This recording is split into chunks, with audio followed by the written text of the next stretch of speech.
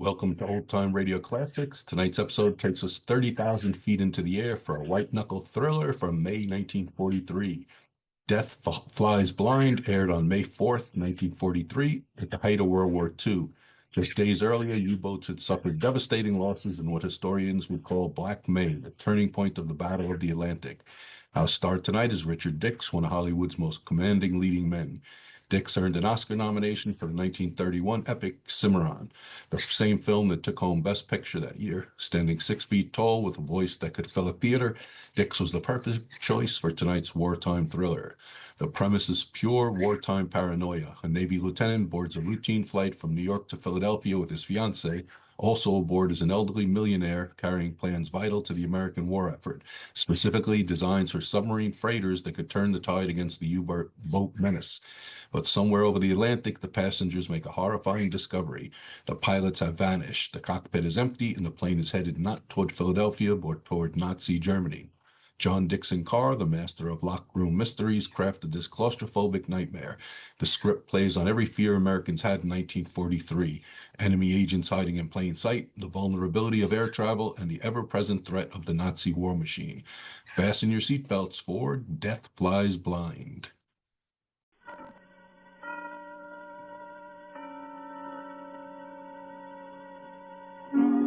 Suspense.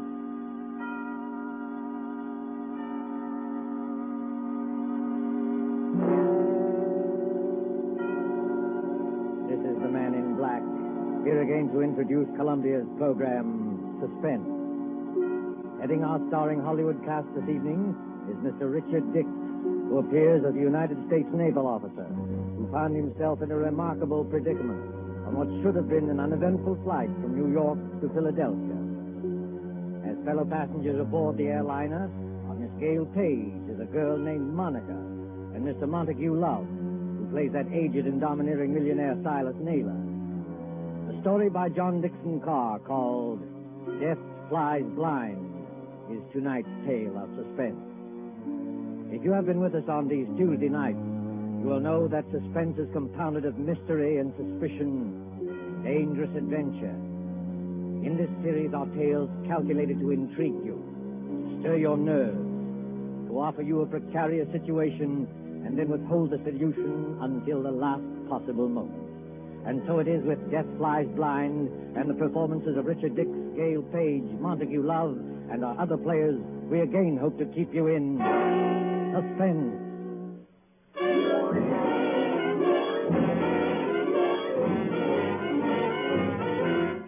LaGuardia Field, Municipal Airport of New York. LaGuardia Field, vast behind its white buildings.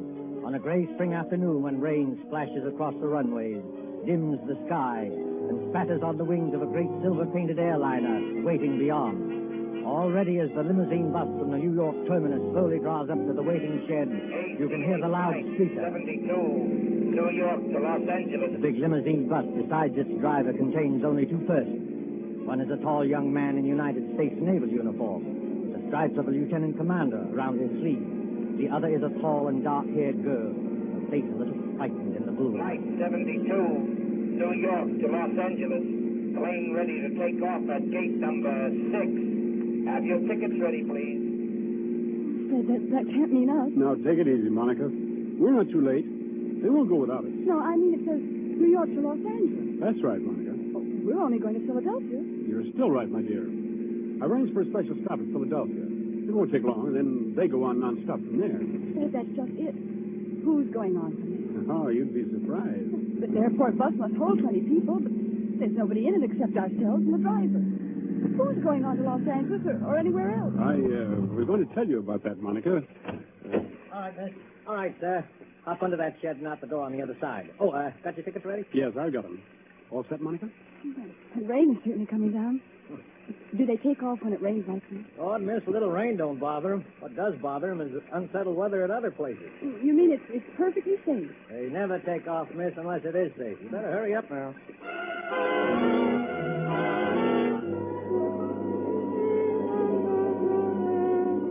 There's the plane, Monica. Shall we run for it? But I'd rather not run if you don't mind. Aren't getting nervous, are you? No. I know it's stupid of me. I've flown before. It's just Well, those few seconds before the takeoff. You're moving and the motors have been idling. All of a sudden they start to roar. The plane races ahead and the roar gets louder and suddenly you think, am I ever going to get down alive? Now, look here, my dear. I'm sorry, Sarah. There's nothing to worry about, you know. Of course not. I'll be good. It's just this dismal day and this ghostly bus without any passengers. Ed, look. Where? At the plane. They've got all the windows covered inside with little gray curtains. Oh, that's all right, Monica. It's only a wartime measure. Wartime measure? Yes. Just keep those curtains closed for some minutes after taking off and before landing. So no one can make maps or take pictures of our airports. Anything could happen up there, come No. And what's more, if you're worried about your fellow passengers, look over your shoulder. Well, there are some people coming through the gate. Yes, you see the little gray-haired man with the big fellow on each side of him? The secretary dashing around him like a destroyer in a convoy? You know, I've seen that gray-haired man somewhere before. You've seen his picture. That's Silas Naylor, the third richest man in the world. Those two big fellows are his bodyguards. Does he need a bodyguard? Well, not more than most of us, I imagine. Ed, I don't like it. Oh, nonsense, my dear. Come on now, up the steps to the plane. Give your name to the air hostess at the door. That's it. Good afternoon, miss. May I have your name, please? I'm Monica Vale. You're the air hostess? That's right, Miss Vale. Take any seat you like. And you, sir? Onslow, Lieutenant Commander Fred Onslow. Oh, yes, Commander. We've had instructions about you. Happy to have you with us, even if it's only as far as Philadelphia. Thank you. May I take your overcoat or your briefcase? Only the overcoat, please. I'll keep the briefcase. Fred, look there. What is it now? That man you called Mr. Naylor's secretary. Light-haired man, rather good-looking. He's sprinting towards this plane as fast as he can run. Well, you'd better be careful on that slippery surface. He certainly has. Look out, man. Look out, man. Watch your step. Look out. Well, are you all right? Here, let me help you up.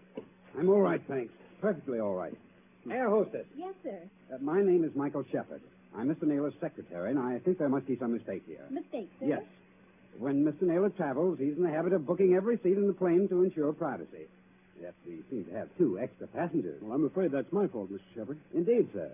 Then would you and the young lady be good enough to take some later flight? Well, I'm sorry. I'm afraid I can't do that. No, and why not? Maybe I ought to explain, Mr. Shepard, that Commander Onslow had last-minute orders to join his ship. He and Miss Vale have priority as far as Philadelphia. Philadelphia. Must we stop there? Only for a few minutes, Mr. Shepard. This is outrageous. Mr. Naylor is traveling, in a sense, on government business. Well, so am I, old man. The Navy often does. That doesn't alter the principle of the thing. I don't want to seem ungracious, you understand. Mr. Naylor is always glad to help our brave soldiers and sailors. Love 'em, Mike. Our choir will now sing hymn number 242. Now the gorgeous But this right time you've gone too far. I shall appeal to Mr. Naylor himself. Mr. Naylor? Mr. Naylor? Yes, Mr. Shepard, I can hear you. What is it? This naval officer, sir, and the young lady. Oh, I know, Shepard, I know. Isn't the plane big enough for all of us? I was only following your orders, Mr. Naylor. You asked for privacy. All right, Shepard. What I'm asking for now is less noise. The Lieutenant Commander in the Navy, eh? That's right, Mr. Naylor. Off on another fishing trip, I suppose. That's just exactly right, sir. Ever had this pet yet? No, never. Well, I had. 20,000 a year I've had paid doctors. And what do they give me? This stump. I'm not surprised you got priority, Commander, but I am a little surprised about the girl. She's my fiancée. Mr. Naylor, Miss Vale. Meet the rest of my family. These 2 bruisers here, including the one with the mouth organ, are my bodyguard, Mr. Cohen. I'm pleased to meet you, Commander. How do you do? This is Mr. O'Reilly. Glad to know you, Commander. How are things going? Hey, Cohen, don't you ever get tired of playing that mouth organ? And stand away from the doors. I want to close it. Will everyone please take your seats and fasten the seatbelts? Are we ready to take off? Yes, in just a moment. Shepard. O'Reilly. Cohen. Come along to the front of the plane. Yes, sir. Oh, we'll sit in the back here, won't we, Fred? Yes, of course. Fred, is anything wrong? No, of course not. Why, what could be wrong? Then you'd better sit down. We're starting to move. That's good advice, Commander Onslow. But I must ask you, Miss Vale, not to touch the curtain on the window.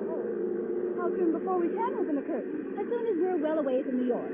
You see that illuminated sign, no smoking, fasten seatbelt? Yes. What about it? When the lights in the sign go out, you can open the curtain and smoke as much as you like. Now, if you'll excuse me. Certainly. You needn't try to fool me, said Onslow. I saw you. You saw what? I saw you pick up that scrap of paper one of those men dropped. Why, that wasn't anything, Monica. May I see the paper? No. Why not? Well, because I'd rather you didn't see it, that's all. There is something wrong, isn't there? Look, Monica, let me repeat over and over, what could be wrong? Why, there's Silas Naylor, an internationally famous figure, with a group of trusted attendants. Here's an ACA plane as safe and dependable as the old gray mare. All the same, All the same what? I wish I hadn't brought you along. I wish there was some kind of an emergency cord, like a train. We're on our way.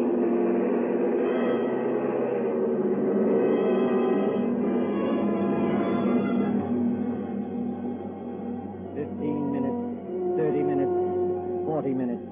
The great silver plane throbs against dead quiet. Warm and stuffy in the cabin despite the hissing ventilator.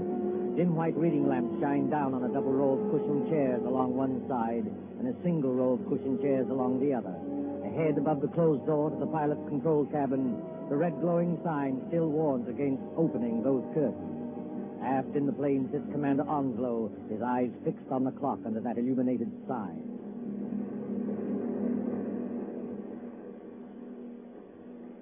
Monica. Yes?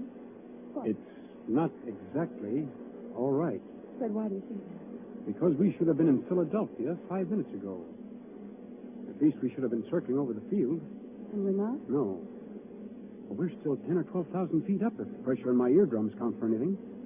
And traveling like a bat out of Hades. Weather's delaying us, I guess, huh? Maybe it is. Awfully bumpy, isn't it? Yes, a little. Makes you gasp for breath and your stomach hurts. That was a bad one. Not getting airsick, are you? I don't think so. I wish I had some of that chewing gum they give you. Ring for the air hostess. She'll bring you some. I did ring the bell, Fred, and there's no answer. Oh, she's busy in the pantry back there, that's all. She doesn't hear you. Here, I'll get you some gum. No, wait, I'll go. Sure you're all right? I want a part of my nose anyway. Besides, you're going to have company. Our Mr. Shepard is reading along this aisle as though he didn't like air pockets either. Well, thank the Lord, one of that party's awake up there. I thought they were all dead. Say that. Say what? Dead. Spooky plane with everything so quiet and dead itself. Remember how the pilot walked through a while ago and looked around and walked right back to the control cabin again? No, I didn't notice him. Oh, that's what I mean. It was like a ghost. I'll be right back. Hey, Commander Onslow. Yes, Mr. Shepard? Mind if I sit down? Not at all. Go ahead. Fact is, Commander, I want to apologize. Oh, that's all right. Forget it. I'm not such an ill-mannered guy as I must have sounded. No joke, you know, taking care of the chief. I've got to go ahead like a cyclone, so that everything would be quiet when he gets there.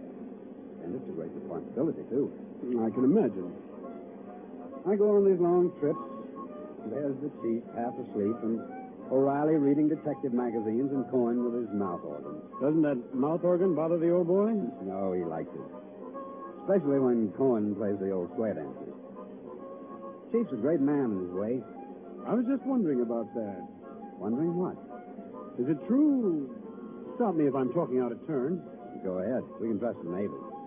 Is it true he's offered to design and build, at his own expense, a fleet of underwater cargo boats, submersible freighters, up to 5,000 or 6,000 tons, that'll do away with the submarine menace altogether? Where did you hear that?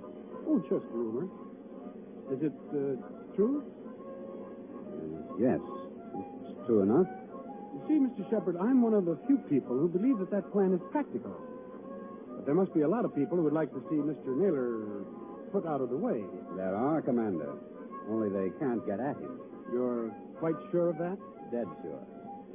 Hitler himself isn't better guarded. Why, you could no more shoot or stab or poison the chief than you could... What was that? What happened? Monica? Is anything wrong? Back there? Well, it's all right, sir. It's only a noise in the pantry. We'll see to it. Monica, pull yourself together. What's wrong?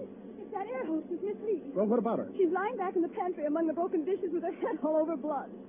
Somebody beat her over the head and left her there to die. Somebody? Yes. But nobody's gone back to the pantry. Nobody's gone past us except... Except the pilot, the co-pilot of this plane, remember? Excuse me, Mr. Shepard. I'm going to open the curtains on that window. Do you think it's wise, Commander? We were told not to. Well, we were told a lot of things. I'll just take the responsibility of... Good Lord. There, Monica. Mr. Naylor. Yes, son. What's up? Draw the curtain on your window and take a look down. If O'Reilly and Cohen have got guns, they better keep them handy. That's so now. Why? Because we're not flying west. We're over the Atlantic Ocean now and headed straight out to sea.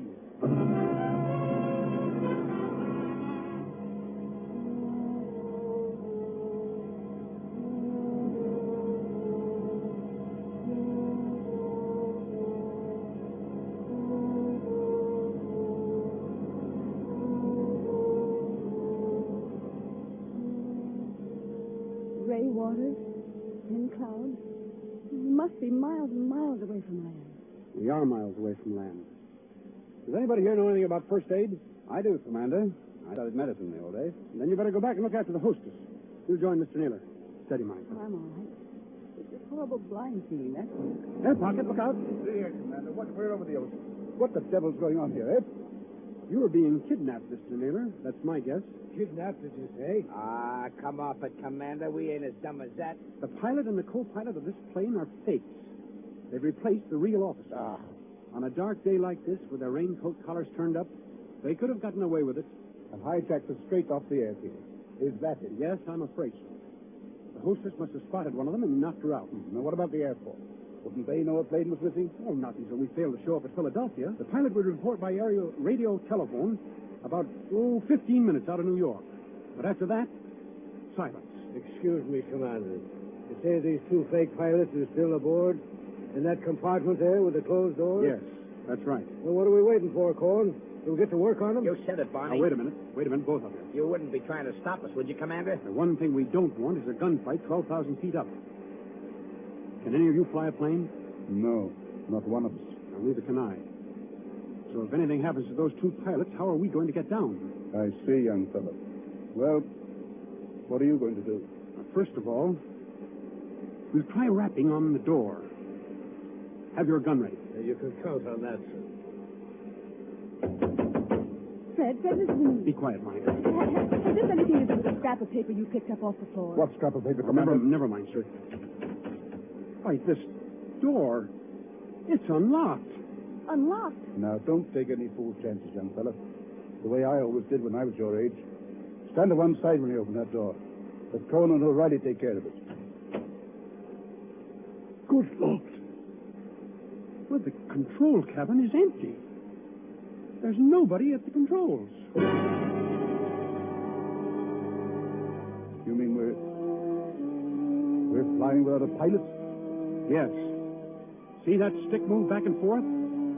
As though a ghost had hold of it? Those crooks do. They set the automatic controls. It's a gyroscope attachment that keeps her steady. And then they must have bailed out. And what's going to happen to us? You see, Monica, the fact is... Go on, Fred. Tell me the truth. I'll know if you don't. Well, we'll go on until our gas runs out or until a storm hits us. Then we'll dive into the sea. It's as good a way of killing Mr. Naylor as any. I see, son. Have we got any chance at all? Frankly, I don't know. Wait till I get a look inside of that control cabin. Holy Mother, that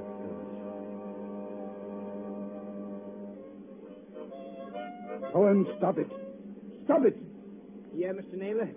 Stop playing that infernal mouth organ. Or if you must play it, play something cheerful. Yeah, sure, Mr. Naylor, sure. How long do you think it'll be before we... Yes, Cohen, here's the commander back again. Well, young fella. The radio telephone's out of order. We can't signal. Fred, what about those patrol ships? You said they're 200 miles out to watch for unidentified aircraft. Won't they see us? They've seen us already, I expect. They'll send for an Army fighter plane to investigate, but... Oh, what can it do? Yeah. Shoot us down, maybe, huh? That's fine. If only somebody could fly the plane. Well, nobody can, Skipper, so think of something else. See, Mr. Naylor, I was wrong. Wrong, son. About what? One of your party, and I can guess which one, dropped a torn piece of paper. There was a line of writing on it, probably the end of some instructions. Well? Those instructions ended, you should land just as your fuel fails at 7 o'clock a.m. You should land just as your fuel fails at 7 o'clock a.m. But that might not have anything to do with the sun. What made you suspicious of it? Because it was written in German. In German? Quiet, Cohen. I can't hear myself think. Okay, Mr. Naylor. I'm sorry. I thought the fake pilots were kidnapping you, maybe abroad. There's not enough fuel for that, is there? Well, if there's enough fuel for Los Angeles, then there's enough for Europe. No, that won't work. They bailed out and left us to crash. Excuse me, sir, but it's getting black as pitch out there. I think there's a storm coming up. What happens when that hits us? Plenty, O'Reilly. Plenty. Yeah, well, I was afraid of that. If only somebody could fly this plane, I could navigate it. Navigate it? Yes. You have to learn aerial navigation in my business. With enough figuring, I might even set a new course and try the automatic controls on it. No, I don't dare handle the ship. Wait a minute. I know a way out of this. Well, then speak up, miss. There's a 90-mile wind going to hit us any minute. The air hostess, of course. Miss Lee, what about her? I remember reading somewhere that most air hostesses get flying instructions when they've been with a company for a given length of time. You know, Miss Vale, that's true. There was a girl of Inter Airways who told me the same thing. And if this one can even make a try at landing a plane, we may get back to New York yet. I thought you said she'd been knocked out. Well, she isn't badly hurt, but there's just a chance that maybe she's... There's Shepard, coming back from the pantry. Anybody got a drink? Wasn't very pleasant back there. How is she? You know, we were just wondering whether Miss Lee might be in any shape to pilot the plane. Pilot the plane? Why in blazes should she pilot the plane? There's no time to explain now, Shepard. But we're bound for Davy Jones unless something's done. Could she do it? No. Not even if we revived her? Not if all the doctors on Earth stood at her side. Why, but I don't think you understand, sir. Miss Lee has just died.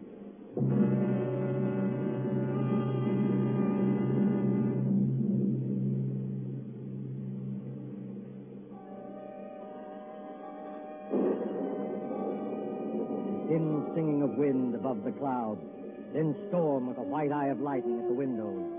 Losing height, gaining it again, blown off her blind course, flung partway back again, always racing forward on a flight to nowhere. Late afternoon, evening, night, the steady throbbing of motors like a pulse beat inside the head. Towards morning, the storm dies away. In that dim cabin, there is exhaustion of nerves. The hands of the clock stand at 1:45 in the morning.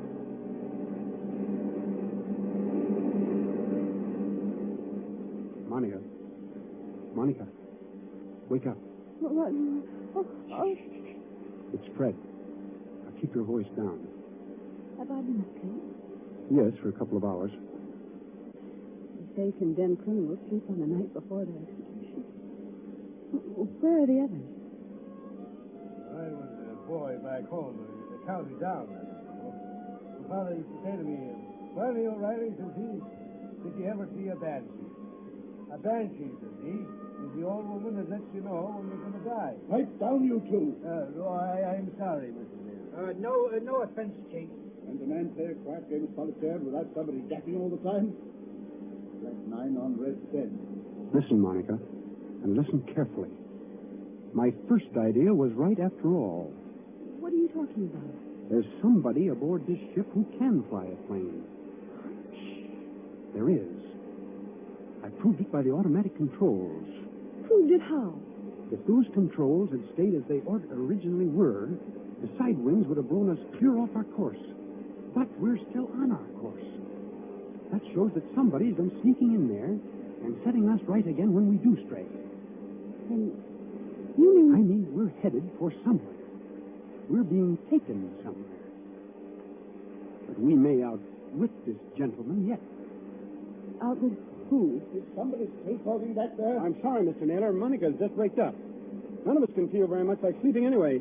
All right, son. I admit it.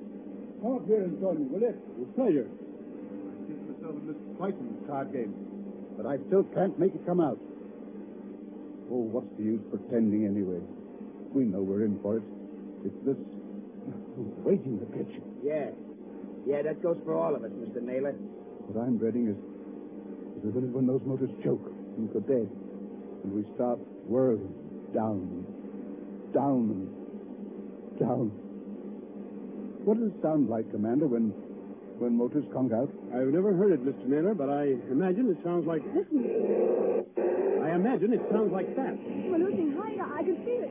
Well, Cohen, I guess this is the payoff. Yeah, you said it. But look here, Mr. Naylor, we can't be out of fuel. Because it's too early. Look at the clock. It's only 5 minutes to 2 o'clock. I beg your pardon, old man. It's 5 minutes to 7 o'clock. 7 o'clock. Are you crazy? No. Haven't you forgotten the cross-ocean changes in time? By George, the commander's right. European time is 5 hours ahead of our time. If you don't believe me, just notice that it's getting daylight outside. I was thinking of that message. You should land just as your fuel fails at 7 o'clock a.m. Stand perfectly still, all of you. Yeah, what's got in a little Lord Fauntleroy? I'll show you what's got into me, my friend. Yes, I rather thought you would. I shall go into that control cabin. Follow me if you like. I shall sit down at the controls, and I shall bring this plane safely to the ground. Safely to the ground. Where? In Germany, of course. Germany? Don't pull a gun, Cohen. If you plug in, we're all done for. That is good advice, Mr. Cohen.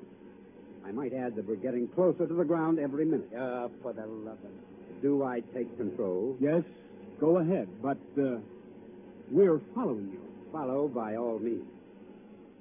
All right. Let's get comfortable here. I take up my position, so. There's fog below. Can you see? Well enough, Miss Davis. Well enough. We must go down rather quickly. And I can't help if it's somewhat rough on your ears. You young swine, what's the idea? The idea, dear patron, is to bring you and your plans for a submarine freighter to a country which will appreciate them. Then those two fake pilots? They were colleagues of mine. Unfortunately, if they had remained, your pug uglies would have started a gunfight, and none of us might have got here. Well? So they left by parachute. And I brought you safely, without blood or toil, into the boundaries of the Third Reich. You're going down too fast, man. Now take it easy. I am perfectly in command, thank you. Look out. The trees, Look out, they're coming man. straight up at us.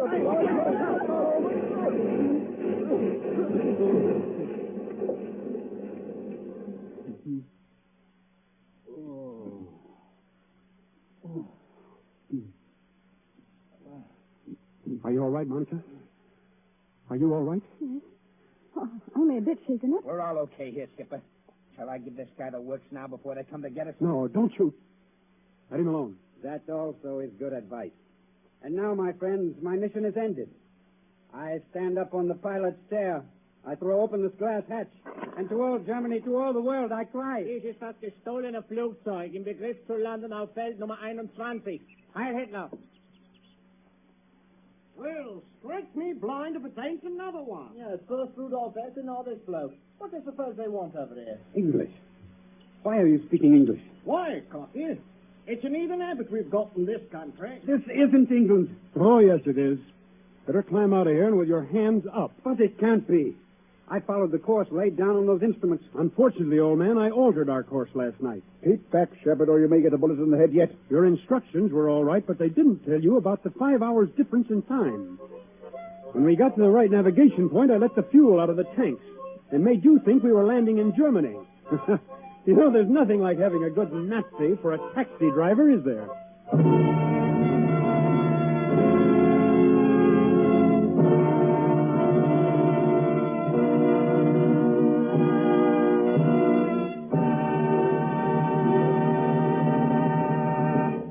And so ends Death Flies Blind, starring Richard Dix with Gale Page and Montagu Love.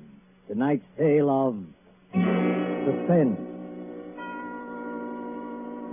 This is your narrator, the Man in Black, who conveys to you Columbia's invitation to spend this half hour in suspense with us again next Tuesday, same time, when Mr. Paul Lucas will star in the suspense play called Mr. Markham, Antique Diva. Ladies and gentlemen, on the following Tuesday, May 18th, Mr. Charles Lawton and Miss Elsa Lanchester will be with us in one of the most famous of Agatha Christie's thrillers, The ABC Murders. William Spear, the producer, Ted Bliss, director, Lud Gluskin and Lucian Mahowick, the conductor and composer, and John Dickson Carr, the author, collaborated on tonight's Suspense.